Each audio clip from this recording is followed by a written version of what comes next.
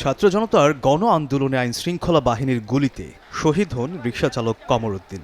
শিক্ষার্থী শাকিল হাসান মানিক ও গাবতলীর শ্রমিক দল নেতা জিল্লুর রহমান সহ আরও অনেকেই আহত হন। সোমবার তাদের পরিবারের পাশে দাঁড়ায় আমরা বিএনপি পরিবার। সদর উপজেলার সাবগ্রাম চক আকাশতারা গ্রামের বাড়িতে হাজির হয় সংগঠনটি। জুলাই গণহত্যার হতাহতদের পাশে দাঁড়াতে রাজধানী ঢাকা সহ দেশের বিভিন্ন প্রান্তে ছুটে যাচ্ছেন এই সংগঠনের সদস্যরা। সংগঠনটি সাম্প্রতিককালে গঠন হলেও ২০১০ সালের পর থেকেই তারা চালাচ্ছে কার্যক্রম। এর আগে তারা অসহায় পরিবারকে ঈদের উপহার, বন্যায় ক্ষতিগ্রস্তদেরও সহযোগিতা করেছে। প্রোগ্রামটা করতেছে ঠিক সারা বাংলাদেশের ন্যায় বগুড়াতেও আজকে যে প্রোগ্রামটা হলো, এই প্রোগ্রামে আমরা আনন্দিত এবং খুশি যে যারা এই দেশের জন্য যারা সংগ্রাম করতে যায়, দেশকে স্বাধীন করতে যায়, যারা জীবন দিয়েছে, যারা আহত হয়েছে, তাদের পাশে বিএনপি পরিবার আছে এবং ভবিষ্যতেও থাকবে।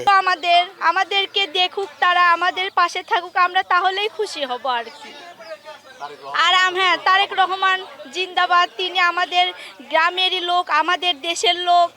তিনি আমাদের জন্য আরো অনেক কিছু করবে, আমরা সেই কামনাই করছি। তারেক জিয়ার সাহায্য করছে আল্লাহ যে তাকে ভালো করে, তাই যে দেশে আসতে পারে বাবা, 10 জনের জন তাই যেন করতে পারে আল্লাহ। সংগঠিত হয়ে নতুন উদ্যমে কাজ করার কথা জানান সংগঠনটির আহ্বায়ক। গুলিতে নিহত হয়েছে একটা শিশু বাচ্চা, যার ফ্যামিলিতে গেলাম। এরা তো বিএনপি সমর্থক বা বিএনপি কিন্তু বিএনপি করে না এরা সরাসরি, কিন্তু আমরা তো তাদের পাশেও দাঁড়াইছি এবং আমরা এটাকে এমনভাবে করেছি, বিএনপির পাশাপাশি যারাই নির্যাতিত হবে, যারা ক্ষতিগ্রস্ত হবে, তাদের সাথে আমরা আছি, থাকবো ইনশাআল্লাহ। তারেক রহমানের নিজস্ব তহবিল থেকে এমন উদ্যোগ অব্যাহত থাকবে বলে জানিয়েছে বিএনপি পরিবারের দায়িত্বপ্রাপ্ত নেতারা। বিএনপি এবং জনতা যারা আছে, যারা মৃত্যুবরণ করেছেন, শহীদ হয়েছেন, তাদেরকে আমরা যত সামান্য সহযোগিতা এখন করছি। যেহেতু আমাদের সরকার এখন নাই, সম্পূর্ণই এটা তারেক রহমান সাহেবের নিজস্ব তহবিল থেকে, নিজস্ব উদ্যোগে আমাদের পরিবারের মাধ্যমে, বিএনপি পরিবারের মাধ্যমে এই সহযোগিতাগুলো দেওয়া হচ্ছে। এবং এখানে প্রধান উপদেষ্টা রয়েছেন, তিনি হয়তো বলবেন যে আমরা আগামী দিনে সরকারে আসলে আমরা এই পরিবারগুলিকে কিভাবে আমরা তাদেরকে রক্ষণ করব, কিভাবে তাদেরকে দেখভাল করব।